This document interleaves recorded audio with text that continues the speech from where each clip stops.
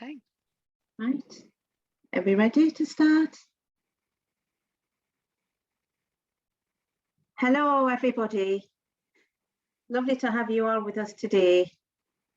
Nice to see you all being able to join us on this lovely, pleasant, sunny day. So the topic of today, of our webinar today, is how to be more active after a laryngectomy. So hopefully we'll be able to explore some of the issues related to being active and having a laryngectomy. So before we go on, just like to read just a quick disclaimer. Just to let you know, this is a corporate presentation from Airtus Medical. Nothing in this presentation provides any diagnosis, clinical advice, indication, guide, warranty, or guarantee. Nothing in this presentation can substitute individual advice or guidance from a qualified healthcare professional. You must consult your clinician or qualified caregiver for advice on your condition or prior to starting any exercise program or products that may be appropriate for you. And just like to mention as well that this event is being recorded and live streamed on Facebook. So by joining this webinar, you are consenting to being recorded and live streamed during this event. So I'd like to introduce myself first of all. So a very big welcome to all of you to our webinar today. So I'm Francheska Sarkodie, one of the head and neck Airtus Care nurse specialists. I'll be discussing the benefits of exercise after laryngectomy. And if you've been wondering where to begin, hopefully today will provide you with some insight. And there'll be an opportunity for you to ask me questions later. So you might want to have a think in the meantime. Right, so without further ado, let's get started. So we'll just like to do a little poll, and obviously just to find out how long ago you had your laryngectomy surgery. It's just to know where everybody is in their journey with the laryngectomy, really. So was it a year ago? Was it 1 to 4 years? Was it 5 years ago? So if you just click your option and just press submit, that would be lovely.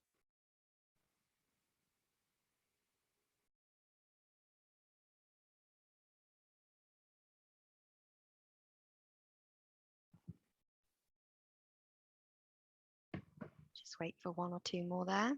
Mm-hmm.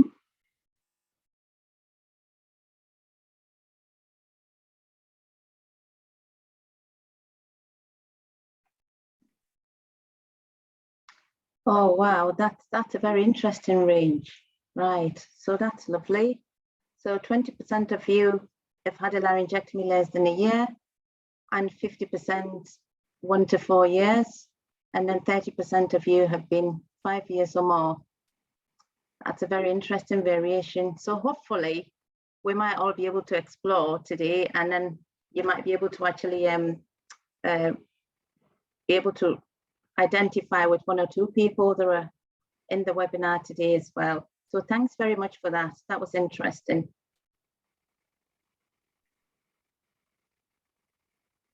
Oh, there's somebody saying it's not getting the questions on screen. That's okay, Fran. Yeah. So what does being active mean at all? So we're going to try and explore what being active really means.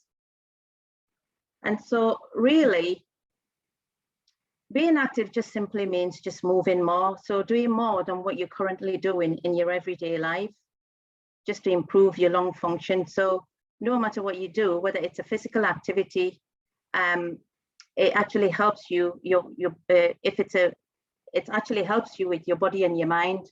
So really, it is recommended by the NHS that adults should aim to be active every day. So whether that's a daily walking or climbing up and down the stairs, that all contributes and counts towards being active, really. So it doesn't have to be anything that strenuous. It doesn't have to be anything that heavy. Being active is just, it's more or less just moving more while you're at home or while you're at work or while you're out and about, just making a cup of tea, popping into the kitchen, just grabbing a cup of tea and then coming back to the living room, or just doing some light household work. So doing some dusting, doing a little bit of light hoovering, or just obviously pottering around, cleaning the kitchen or cleaning the living room. It all counts obviously as activity, and it all counts as moving. So standing up every hour instead of sitting down. So you might want to move around just to stretch your legs a little bit. All these little things count as being active. And also the NHS guidelines recommends that we all do at least a minimum of 150 minutes of physical activity within a week. So in real terms, that's only about 20 minutes a day. And just like to point out as well that obviously, please speak to your GP or healthcare provider for advice if you haven't exercised for some time or for a very long time, and you have any existing medical concerns or conditions. And please ensure also that if you're embarking on any level of activity, that intensity of the activity is really appropriate for your fitness level as well. So that's really important to take note of. So why should we really be more active? So being more active in our everyday lives can help to improve both our physical and mental health. So engaging in some form of activity every day can help to reduce our risk of long-term conditions such as heart disease, because it gets the blood pumping better and pumping harder and faster in our bodies, and that can actually obviously improve on our cardiovascular function and the way that the heart functions, and it contribute to a good heart health.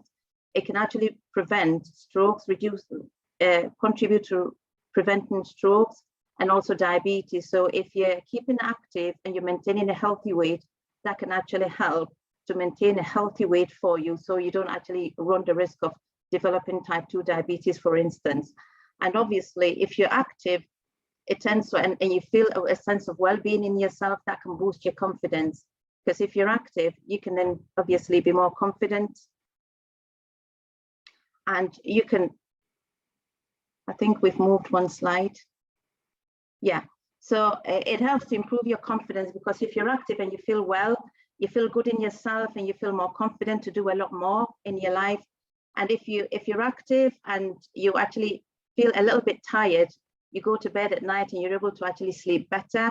It can boost your energy levels as well, and it can increase your risk of fall. So when you exercise and when you're very active, it does actually improve upon your muscle power. So you're exercising all the muscles in your body and strengthening the muscles in your legs and in your arms, and that can keep you very steady when you move and reduce your risk of falls. And also, obviously, by doing all of these things and improving your health and well-being, it can actually make you just have that big sense of just general sense of well-being about yourself. So these are some of the reasons why being active is very important in our lives. So what does activity look like? So really, we talk about activity, so it can be in different forms. So activities can come in very mild forms or moderate forms or intense activity. So it all depends on where you are, what stage you are at in your life. So some people can only do very mild exercises because they've got underlying conditions. They've got conditions that are very, very limiting. So therefore, they can't really do very, very strenuous exercises. So it's about what you can do according to your tolerance level. So some examples of moderate activity could be just doing some brisk walking. So you could start off slowly, and then just build up your tolerance until you can actually walk briskly. You don't have to start walking briskly straight away if it's not something that you're not used to doing. If dancing is your kind of thing, well, you can dance to the rhythm in your living room, or you can join a dance class and you can just enjoy to the rhythm while you're actually happily doing some exercise to kill two birds with one stone.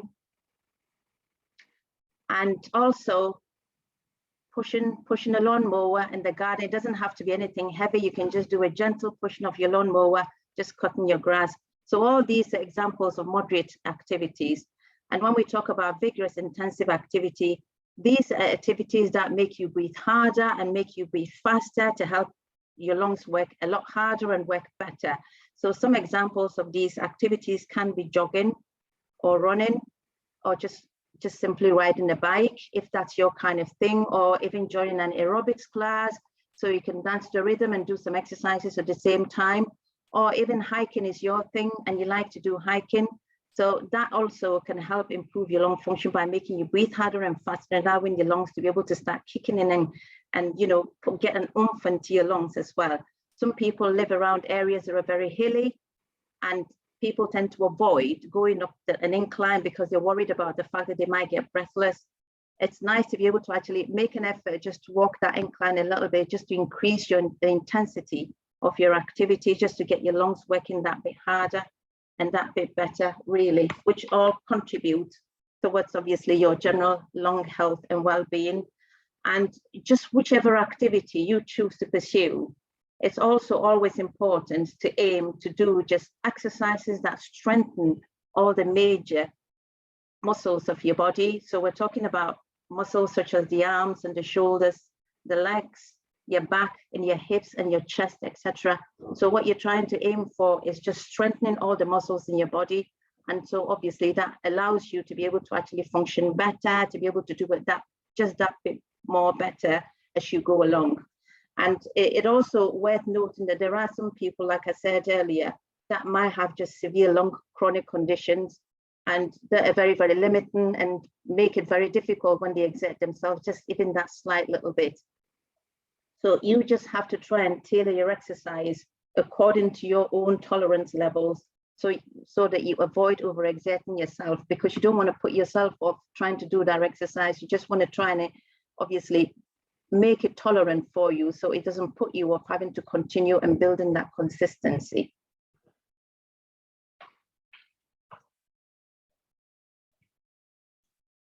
So we're going to do another poll again.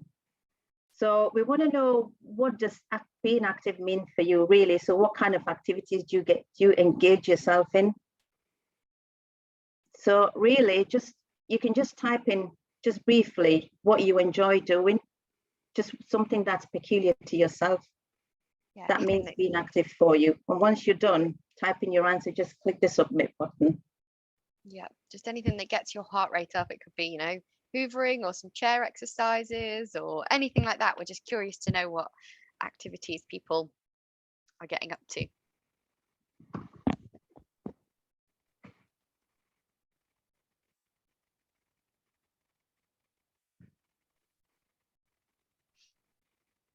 If the poll hasn't popped up, please do share in the chat if you're happy to do that. It'd be great to hear still.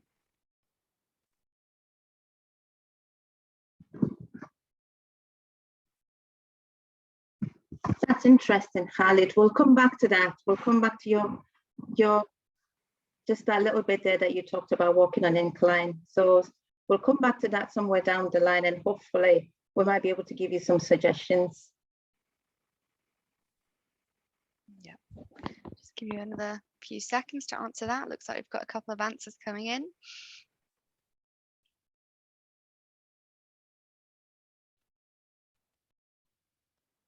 Okay, let's have a look.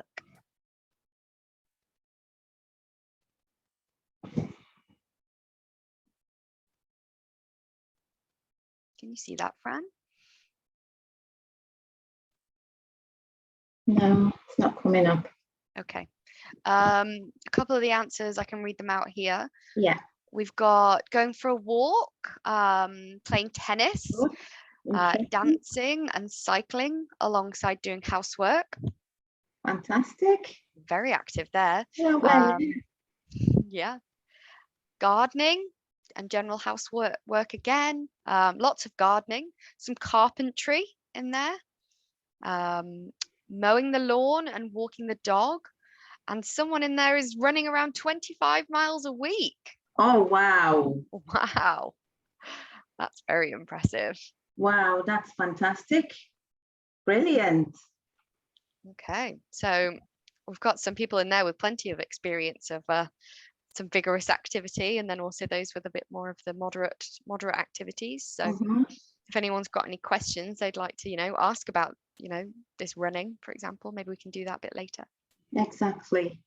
But quite a very interesting range there, isn't it, really? So everybody's really doing what they're able to do according to their own tolerance, and there's quite a wide range there from moderate to quite intense. So that's nice to see. It's nice to see you're all very active. except for Rosamond. Oh dear. Well, hopefully you might be able to incorporate just some little bits of exercise just to get you started. Yeah, we'll go through that. So moving on.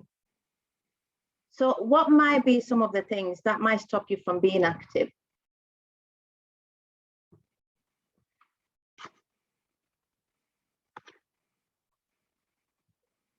So people, there was actually a study that was carried out. I think we've moved the slide, haven't we? Because we need to go to slide 7.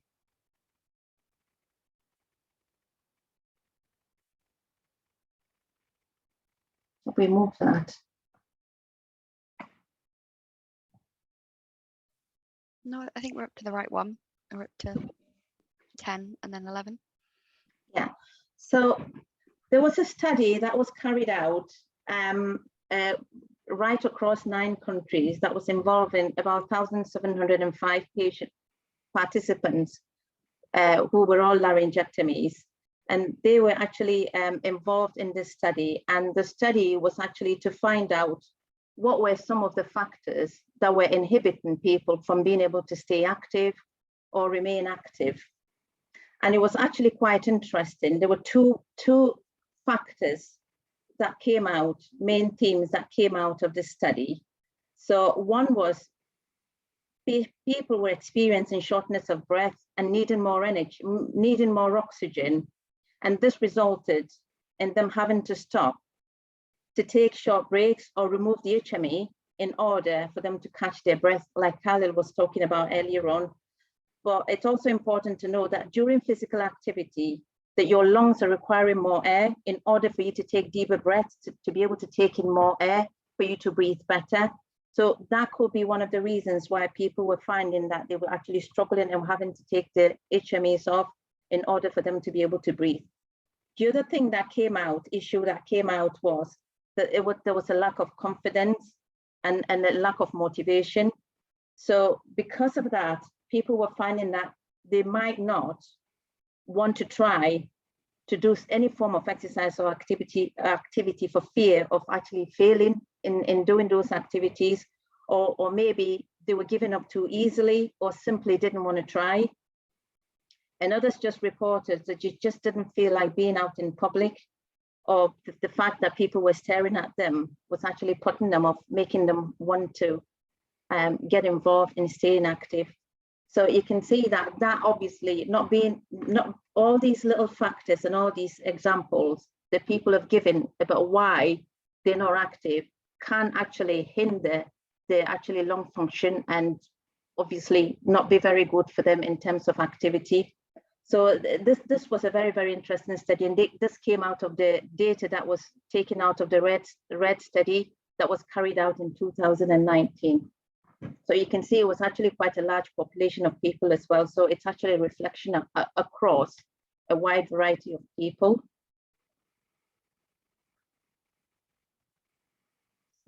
Slide. So if we look at this slide, we can see an example of 3 patients. So research has actually shown that you can experience shortness of breath when you're trying to be active after a laryngectomy. So that has actually been quite established. And we have Arthur here, who actually is having a hard time running short distances and walking up the stairs, even when he has an HME on. So that's quite interesting to note. And then we have Martin here, who feels that at work, what he does at work is he binds chimneys to pallets, but he becomes very, very exhausted and quite quickly as well than what he used to be before. And then we have Alba here, who struggles with activities like hiking and walking, and is limited, and she's limited because she has trouble getting enough air, even with her HME on. So you can see that patients do report having trouble with their breathing, even when they have their HME on as well.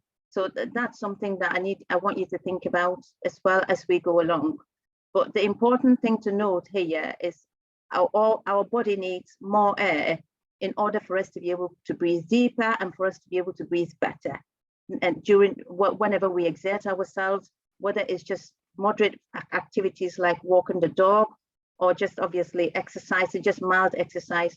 We all, every time we embark on anything that exerts us, it actually allows us to be able to breathe harder and breathe better, because that's the lungs, our lungs, asking us to actually take in more air in order for the lungs to be able to pass on that air to our heart. And then you'll find that the heart tends to then beat faster and harder. So it's just like a cycle for us. Remember as well that we're all born with breathing resistance. So we're just born and we start breathing with that resistance without even noticing that there is any sort of resistance. It is only when there's an altered physiology in our breathing, that's when we tend to actually notice something wrong with our breathing. So when you're actually breathing through a stoma, you actually have lost that resistance that you were born with now. So you now obviously no longer have that resistance anymore. So essentially, you need to be able to have some level of activity or exercise and wear an HME in order for you to be able to actually have that resistance back again, because that resistance is very, very important for every single one of us, especially with a laryngectomy, for your lungs to be able to work that bit harder in order for it to be able to actually, your lungs to be able to function better. So that's just something that we need to bear in mind. I know some people get put off because they have to remove the HME, but the HME itself sometimes does help with that breathing resistance that we need, because we need our lungs to work that bit better. If we don't exercise those lungs, over time, those lungs are going to get lazy and we're going to lose capacity in our lungs, which means that we'll be able to do less and less and less. So we just have to keep them lungs going, keep working them. And it's by being active and wearing an HME, hopefully that's going to improve that for us. So if we look at this bar chart, we'll see that, just again, going back to that red study that was carried out in 2019. So this was another subset of that study that involved 1,734 patients. And did you know that 51% of laryngectomies do remove the HME to catch their breath? So if you're in that category, then you're not on your own. So that study, what came out of that study was that about 64% of patients reported being short of breath whilst running, exercising, playing sports, or dancing. So that's a very, very big percentage of people. 64% is a huge percentage there. And then we've got about 56% of people there that also reported becoming short of breath while doing chores, such as housework, or even just manual labor. Again, another big percentage we're talking about. And then when you come down to, obviously, the next bar, you'll find that 51% of patients have actually, my screen is going off. 51% of patients have actually taken the HME out to catch their breath. So you can see that that's quite a common theme. And all these three different themes are all centered around shortness of breath. So that's the common theme among all these, is shortness of breath, lung function, shortness of breath. It's actually a common theme in all these bar charts. So that tells us that this is actually a very big problem for patients with laryngectomies.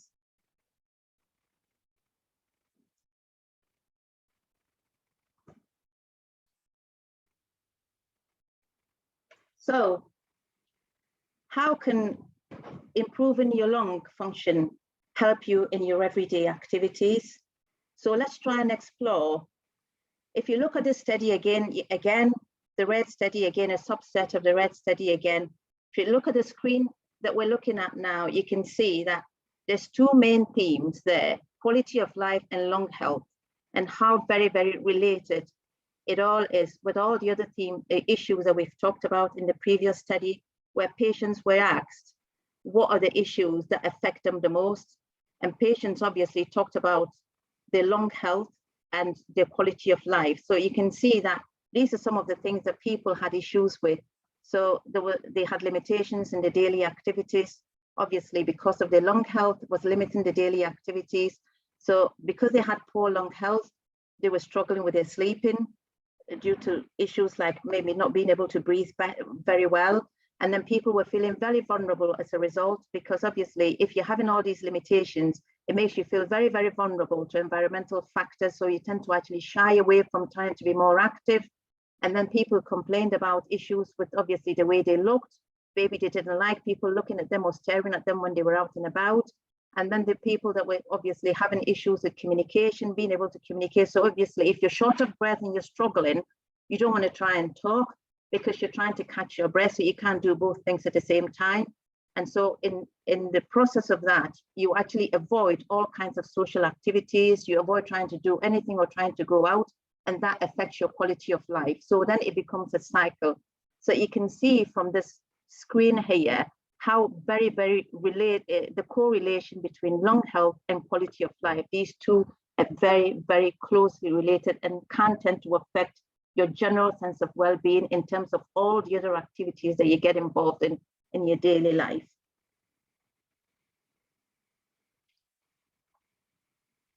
So how can we support you to be more active?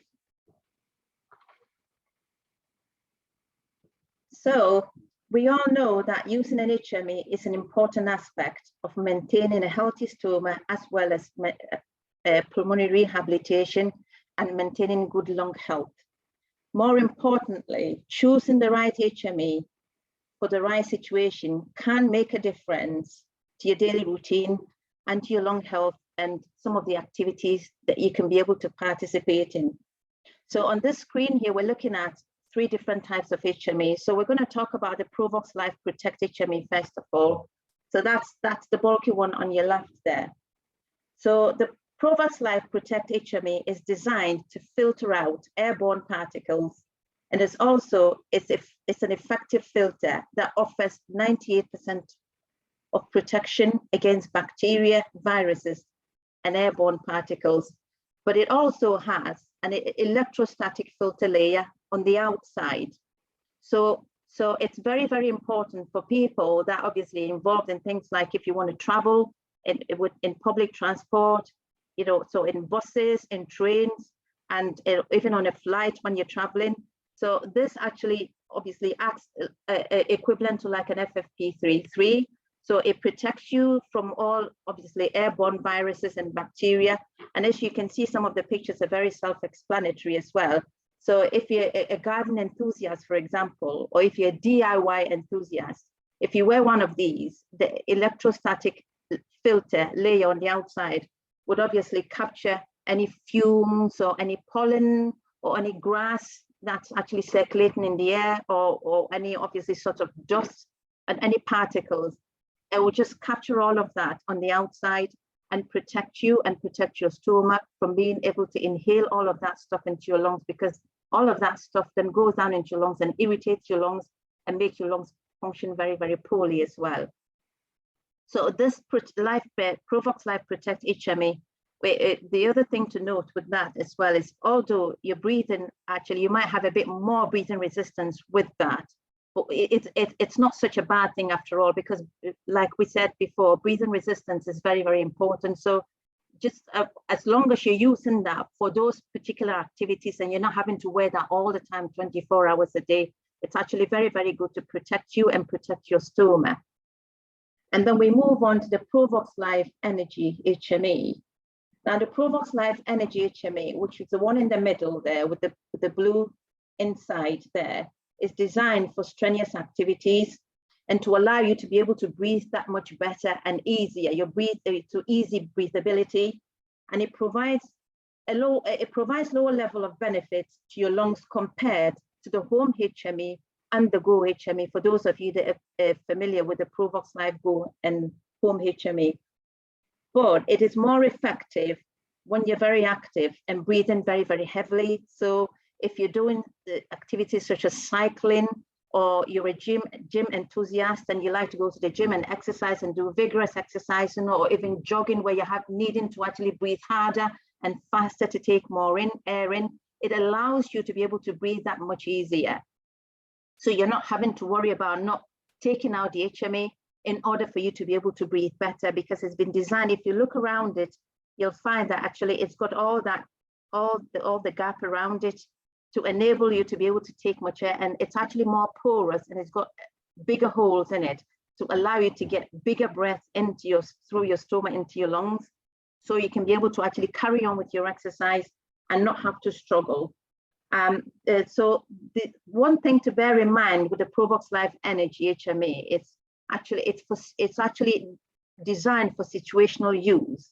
So it's meant to be used for short periods of time while you're doing those activities, while you're engaged in those strenuous activities that require a lot more breathing, a lot more energy. But once you're done with those activities, it is actually worth moving back onto either a Provox Life Go HME or a Provox Life Home HME, because you require that level of humidification, and those two have got more humidification because they're a lot denser and have more humidification than the Provox Life Energy. So what some people might want to do is they might want to carry just either the Home or Go HME in their pocket and have the Energy HME while they're exercising. And then once they're done with the exercise, or once they're done with doing that strenuous exercise or activity, might want to take it out and then just pop back. So if you want to stop by for a cup of coffee or just sit there and have a little conversation with your friends or anybody else, your family members, you can just swap it over for one that's actually got more humidification for you. So just bear in mind that it's for situational use only. And if you're using it all the time, it's not going to give you the highest amount of humidification that you require for cough and mucus and such things. And also for patients that haven't actually used an HME before, or actually haven't used an HME for a very long time, the Provox Life Energy HME, it's actually a starting point. So it's something that you can start off with because of the lower breathing resistance required when you use it. So you can start to use that to start to tolerate an HME to start off with, and then you can start to build your tolerance over time. And then you can hopefully then move on to the next level of HME, which has more breathing resistance once you get used to the resistance with the Provox Life Energy. And then going over to the Provox Life Go HME, which is also self-explanatory. So that one has been designed to make you breathe easier while carrying out your daily activities, such as walking, shopping, just pottering around the house, doing some light housework, or just in general, really just taking a leisurely walk out and about on a flat if you're not really that prone to severe breathlessness. So it's just for really moderate activity, really. And it actually has slightly more humidification than what the Provox Life Energy has got. But it also worth to note that anybody who's actually using the Provox Life Extra Flow HME, so this is a more improved version. The Provox Life Go is a more improved version of the Provox Extra Flow HME. So another thing that I like to point out as well is if you're considering changing over to a different HME from the one that you're used to, or you're considering maybe just engaging in some form of activity or exercise, and you wanted to actually, obviously, you're thinking about one of these HMEs that might be suitable for you, it's very important to speak to your healthcare professional or clinician if you're unsure which HME is more suitable for you or for your level of activity. Alternatively, you can contact one of our customer care team members who would be more than happy to liaise with your clinician to try and find out the best HME that would be suitable for your particular needs. So we're going to play some video shortly for you just to obviously reinforce the information about these 3 HMEs that we've talked about. The HME is designed specifically for Protect HME is designed to filter out airborne particles. Similar to how an N95 mask works, this HME has an effective filtering mechanism that offers you 98% protection against viruses, bacteria, and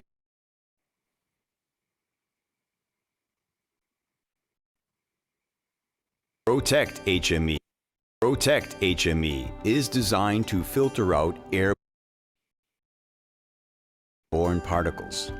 Similar to how an N95 mask works, this HME has an effective filtering mechanism that offers you 98% protection against viruses, bacteria, and airborne particles.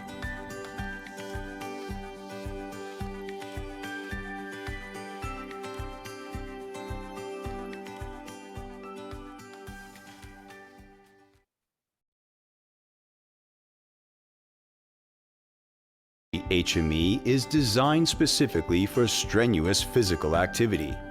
It's easy to breathe through, but it provides a lower level of benefits to your lungs when compared to home HME and Go HME. So it's best to use Energy HME when you're very active and breathing heavily.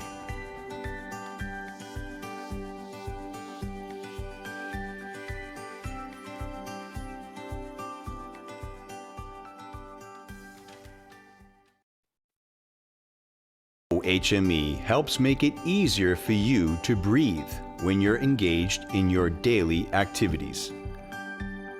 There is an improvement in HME performance when compared to Provox Extra Flow HME, which is the predecessor HME in the Provox portfolio.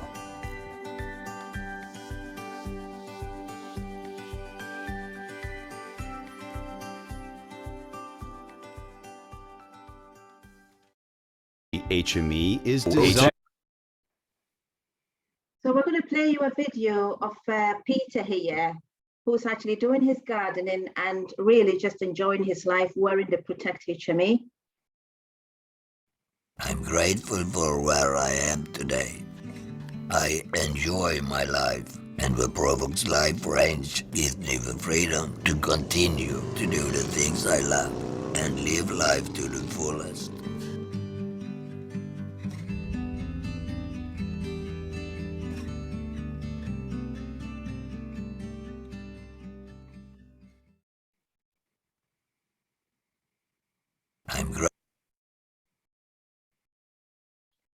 So really, getting more active is just something that it's individual to everybody. But obviously, you can just take it one step at a time. The most important thing is you're increasing your level of activity. And obviously, it is recommended that adults should do some type of physical activity every day. So any type of activity that you can tolerate, that you enjoy doing, that's not going to feel like a drain on you or a chore on you, is what we're encouraging for everybody to embark on. Because remember, you need that breathing resistance, you need your lungs to work that much harder. Therefore, you need to actually do something that's going to kick those lungs into gear and get them working a bit better for you. So you should really aim to be physically active every day, and obviously be involved in activities that can improve your strength, as we talked about. So whatever activity that you engage in, make sure that you're exercising most of the muscles in your body in order to actually strengthen them. Because if you're very sedentary, you spend a lot of time being sedentary, what happens is that you tend to lose muscle mass. So you loosen and your muscles start to get weaker and weaker, and they're not as strong, and then you lose your balance and flexibility. So we need you to be able to actually obviously exercise those muscles, all those muscles of your body, in order to be able to regain your balance and flexibility, and at least try and incorporate some exercises at least 2 days a week, and try and reduce the amount of time that you spend sitting or lying down, and try breaking up those periods by just moving around and doing some activity. So if it's just maybe just moving back and forth to the kitchen and back, making a cuppa, and just obviously exercising and stretching those legs, just to obviously cut out obviously that sedentary kind of lifestyle. Obviously kick those lungs into gear, get them moving, and get your breathing faster, and also get your heart working that bit better and working that much harder for you as well.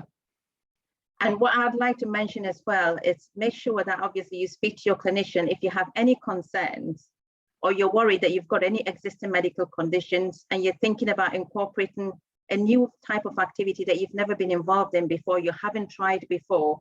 Consult obviously a healthcare professional and get some advice before you incorporate that into your lifestyle. That's actually very, very important.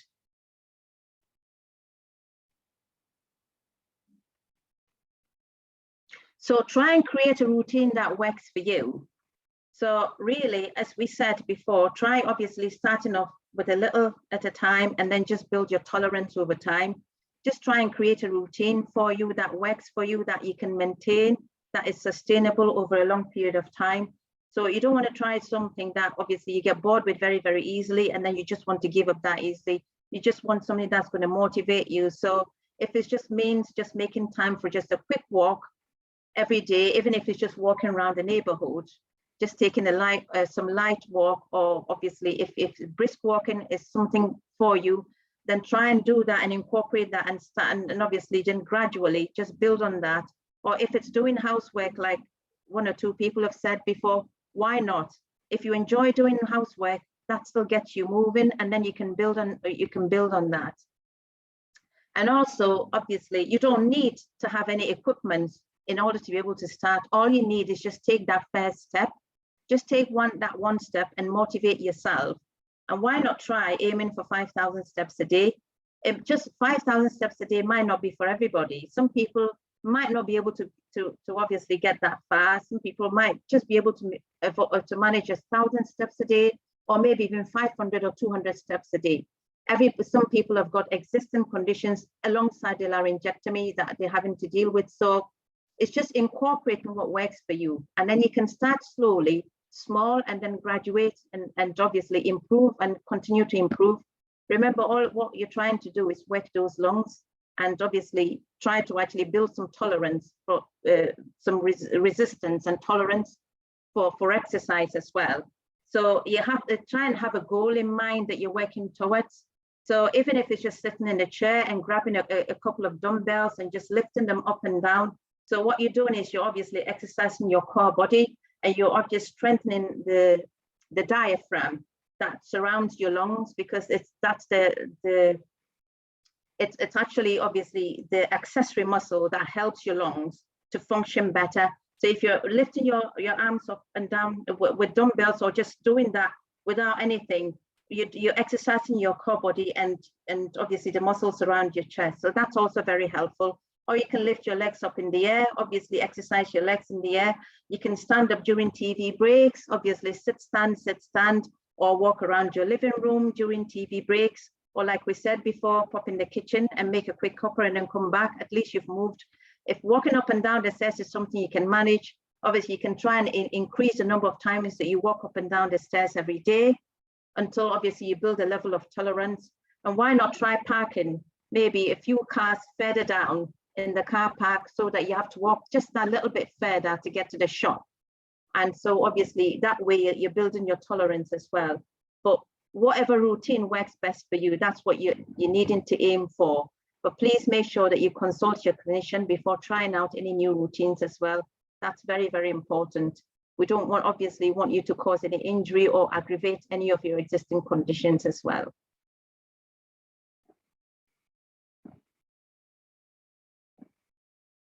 So what activities might be right for you?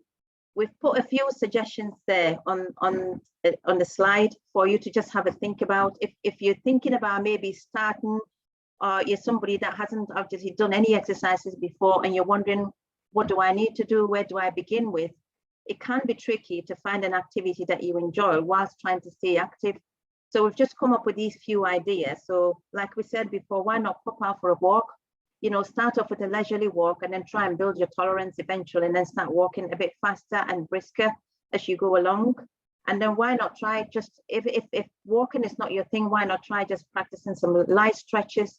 You know, stretch your muscles, your leg muscles, your hand muscles, whether it's sitting on a chair or whether it's standing or bending over, just whatever feels easier and tolerable for you. And if golfing is your thing, as one or two people have mentioned, why not get yourself out with your mates?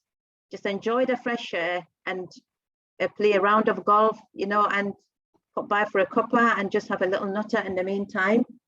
And why not try a game of bowls if you've never tried it before? Why not try that? Get a few friends together and then just get yourself a good game of bowls. So obviously you're killing two birds with one stone. You're enjoying a lovely activity while you're trying to obviously keep active as well. Why not try giving walking football a go?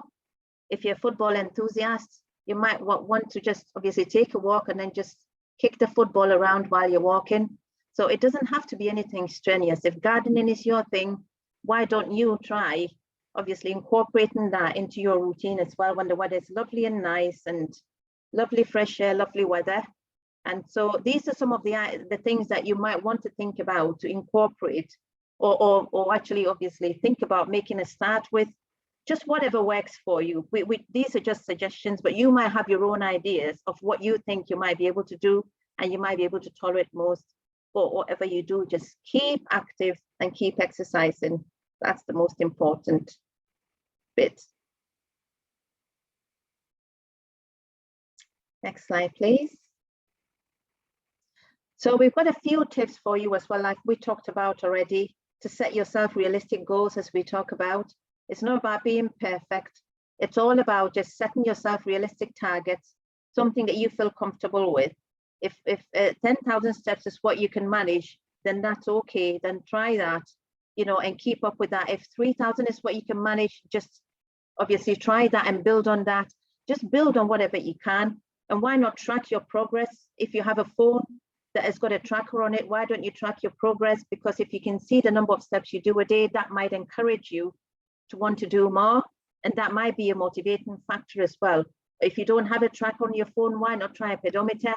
That would be able to actually tell you how many steps you're doing, and hopefully that might be an encouraging factor for you as well.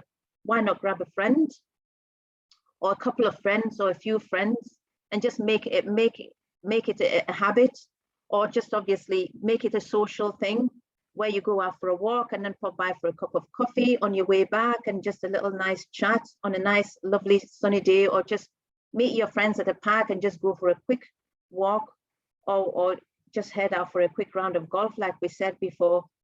And really, at the end of the day, if you've got, obviously, if you're a golf player and you love golf, just get your friends round and enjoy a game of golf, or even spending time with the grandchildren just in the back garden, or in the park, just enjoying, just being around the grandkids, and then just obviously having a walk with the grandkids and just doing little fun activities with the grandkids. It's actually keeping you going and keeping you motivated and keeping you active. And that's what it's all about.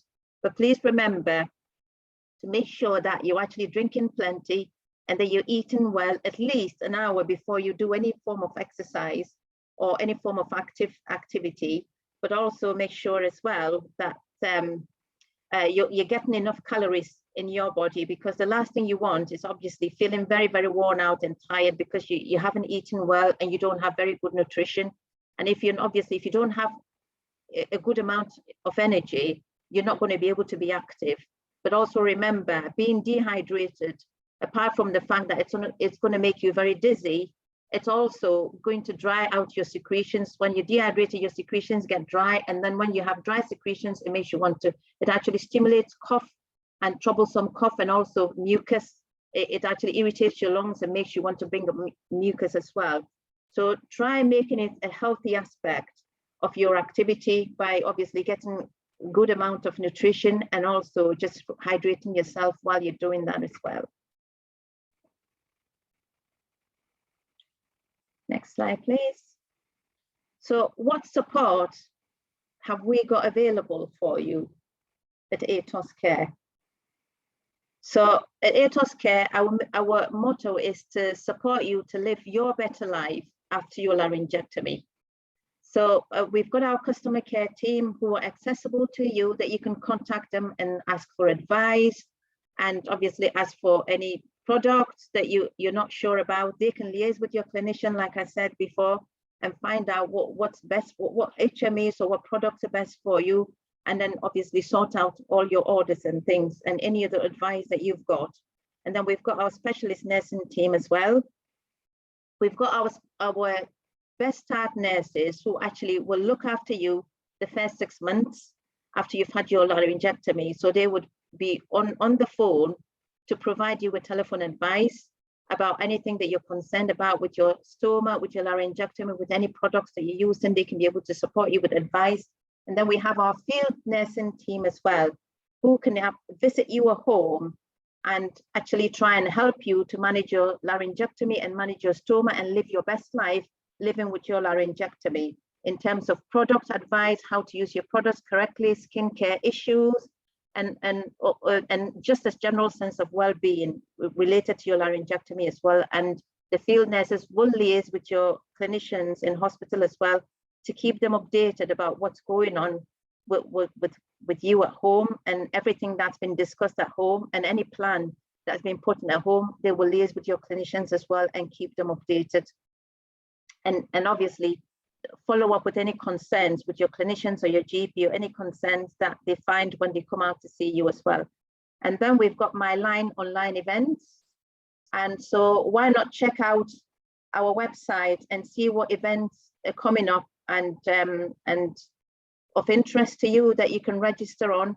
And not forgetting our upcoming session of My Life Experience, due on May the 24th at 2 p.m. It's going to be an interesting one. It's a Tai Chi class. So those of you that have never been involved with Tai Chi before, you might want to actually maybe join in and have some fun and learn about a bit more about Tai Chi. And those of you that are Tai Chi enthusiasts, you might want to actually join as well to see if you can maybe learn 1 or 2 new tricks. And then you can follow us as well at Airtus Medical UK, and on Twitter, on Facebook and on Twitter, you can follow us both. We're on both sites as well.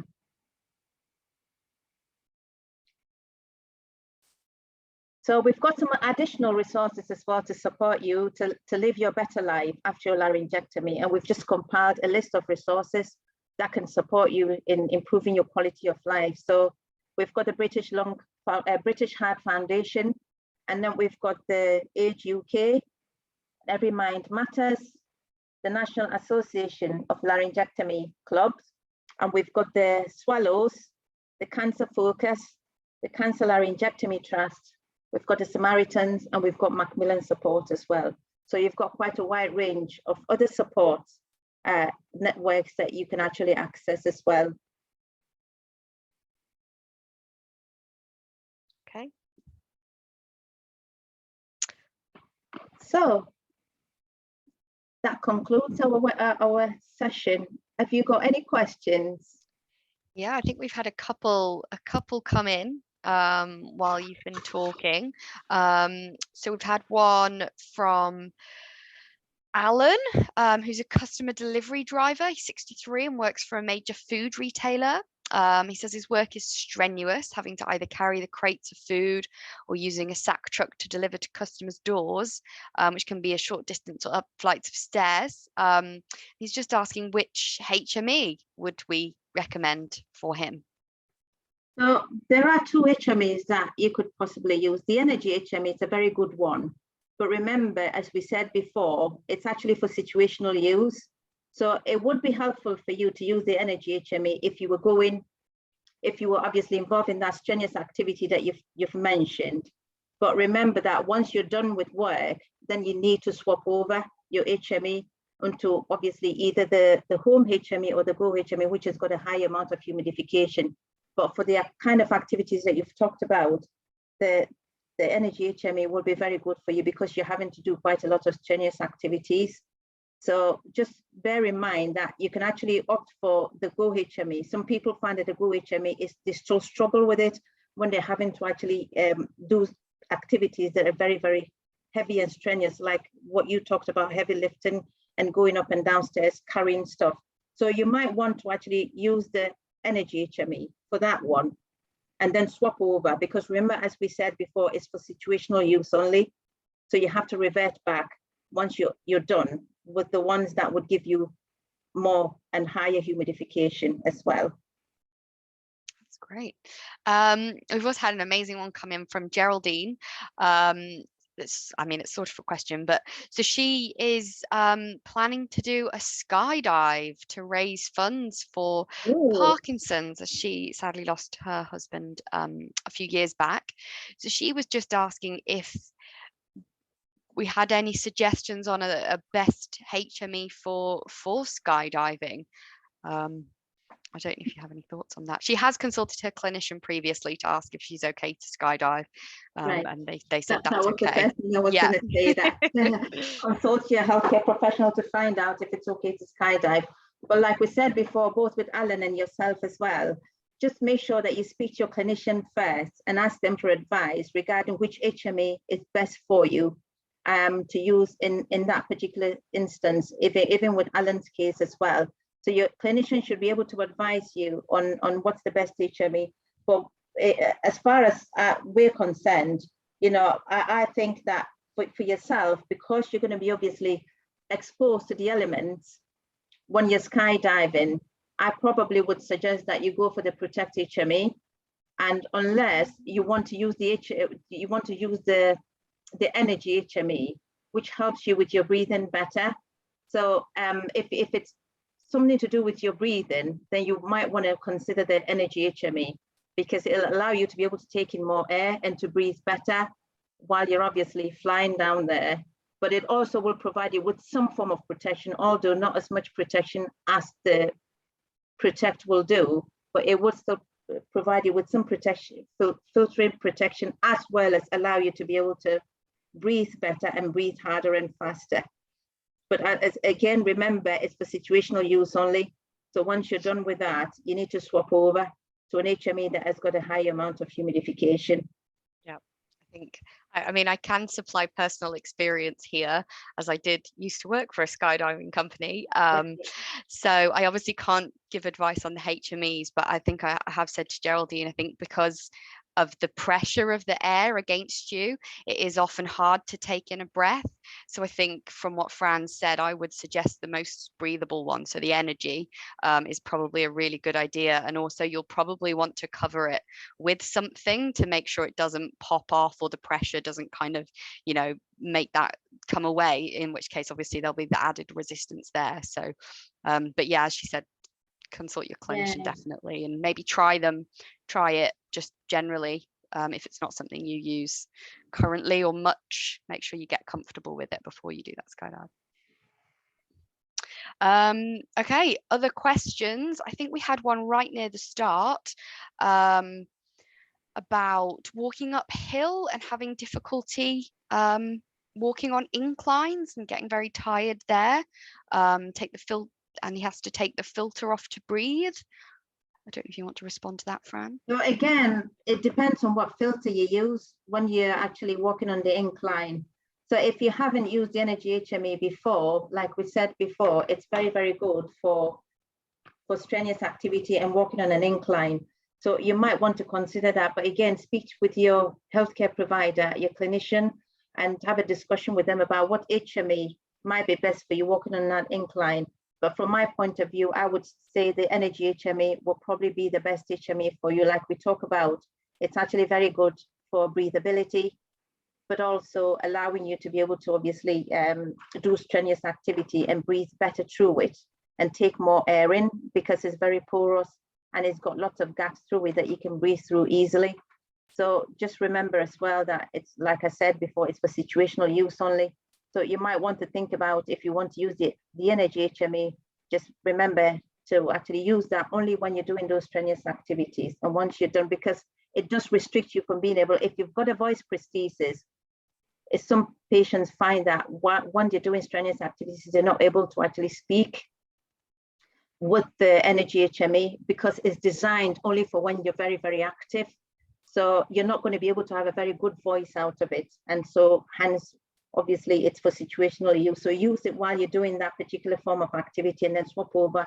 And like I suggested before, keep another HME in your pocket, so then you can swap over once you're done with that activity, and then you can swap over to one that has got a higher humidification, which is either the home HME or the Go HME, because then you can be able to actually voice better with that as well. But again, like I said, speak to your healthcare professional for your advice first. Sounds good. We've actually got a question coming from Facebook. Do Airtus plan on releasing any equipment to allow a laryngectomy to swim, such as a longer snorkel? Not that I'm aware of anything that's in the pipeline at the moment, but we'll surely provide you with information if that becomes an option in the future, or if there's any consideration for that. I'm sure that we'll keep you in touch, but there isn't anything at the moment, or there isn't any discussion about that particular issue at all. It's generally not really on the cards. Generally don't recommend, due to the obviously life-threatening situation around being water activities. It's actually a very, very dangerous activity for all patients with laryngectomy, and obviously there is also a danger of death attached to obviously water activity with laryngectomy as well. So that's something that you need to think seriously about. But I would really suggest that you speak to your hospital clinician, like we said before, about any type of a new activity that you haven't embarked on before after your laryngectomy that you want to embark on. Speak to your healthcare professional to find out how suitable and appropriate it is for you with your laryngectomy before you embark on it. But water, sport or exercise, it's really not something that's very compatible with laryngectomy stomas. Yeah, absolutely. We also had some questions asked before when people registered.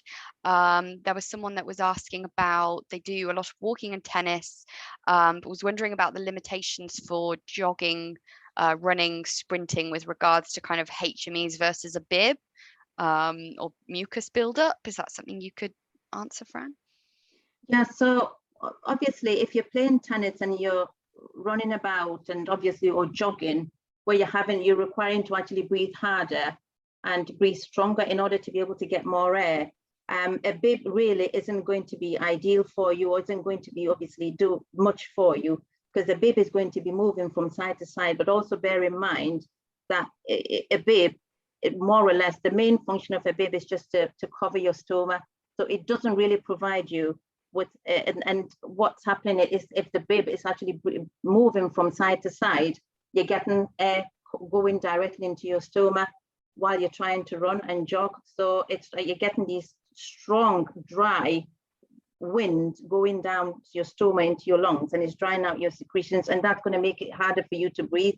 So ideally, if it's actually better for you to have an HME, that you're able to breathe through that, providing you with some humidification, but also a protection on your stoma, but allowing you to be able to carry out that activity without having the risk of having your stoma exposed, because it's actually the bib is having to move around, because really the bib, it's only supposed to protect your stoma. It doesn't really provide much humidification or actually allow you to be able to breathe better. So a choice between the two would definitely be an HME, and the energy HME will probably be the best option for you.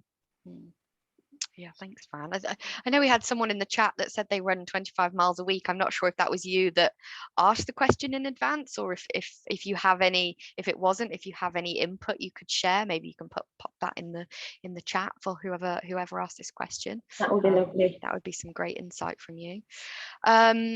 Also, we had a question on Facebook saying, Dion says that he struggles with loss of breath and was told that it would get better, and he also feels very alone sometimes. What can he do about these things? So talking about your loss of breath there, first of all, like I always say, but your first point of call is speak to your healthcare professional. But it actually, like we talked about in the session before, we talked about breathing resistance and developing tolerance. Obviously, once you actually have a laryngectomy stoma, you lose that resistance. So you might find that initially you might actually have difficulty with breathing, but with time, as you get more active and as you use an HME, so using an HME and being active, two very important factors in helping you build that resistance back. And as you start to build your resistance, your lungs start to function better. And as your lungs start to function better, you find that you probably might feel less breathless. So your breathing might improve. So I think I actually, obviously, just adding on to what your healthcare professionals have told you, it does get better, but the more active you are and wearing an HME, so that overall will improve your lung function and will make your breathing better and more comfortable for you. Great. And in terms of feeling alone, I think, again, we talked about, those support groups and charities that are out there. There are a lot of laryngectomy support groups. Obviously, we like to run these events. This one's a webinar, but we do kind of more interactive sessions, like the workshops and the experiences where you can kind of interact with other people, and they might be a good starting point to get to meet some new people in a similar situation. Yeah. And also the National Association for Laryngectomy Clubs, that, like you talked about, they will be able to actually signpost you to your local support group, a support group that's quite close to you. And some hospitals, actually the clinicians in some hospitals do run support groups as well. So if you have a chat with your hospital SLT or clinical nurse specialist, they might actually have, I know some support groups actually obviously stopped running during the pandemic, but they're starting to actually regroup again and starting to reform again. So have a chat with your clinician, and you might be able to identify a local support group or a support group that's not too far from where you live, where you can actually meet other people with laryngectomies, where obviously you have a lot more in common, that obviously you can share your experiences together and hopefully build some form of network, social network. And if there isn't a local group around you and it's something you're interested in getting going, or, you know, working with your hospital to make that happen, like, we are also happy to help you kind of start one of those up. So please do get in touch with us. You can email me at events at Airtus Medical. I'll pop that in the chat, because we are more than happy to support you with that in any way that we can. Okay, one last question, as we've already run over time. Raphael's just asking if we have an online chat facility with customer care, as his voice is too poor for a telephone conversation currently. Fran, do you know? I'll let you answer that one. I don't believe we do have a chat functionality currently, but they will respond to you via text if you're happy with text messages, or via email if that's a possibility too. Yeah. Okay, does anyone else have any other questions before we finish it there? No? Okay. I hope this has been really useful for you guys today. Thank you, Fran, so much for that. I was just going to say quickly, we've got a little survey that will pop up when you leave. We love to hear from you about what topics you might want to hear about next in the upcoming webinars, or any activities you might want to try with us, or kind of workshops, demonstrations you'd like to see from our SLTs or other nurses. So please just answer there's like 2 or 3 questions, so it'd be really great for you to answer those. Fran, anything else to share? No, not really. Just looking forward to hearing your experiences about staying active and using your energy HME and how you find it. If it's been very useful, we would really, really appreciate your feedback on that. And it's been really, really lovely having you with us this afternoon. Yeah. And I hope that you've got something out of the webinar as well. Thanks, Fran. Yeah, absolutely. We'd love to hear from you if anyone does try using those different HMEs. And Geraldine, after your skydive, we'd love to see some photos. That would be amazing. Absolutely. We're looking forward to seeing you in live in action. Yeah, absolutely. Okay. Thank you, everyone. Thank you very much. Hopefully we'll see you soon.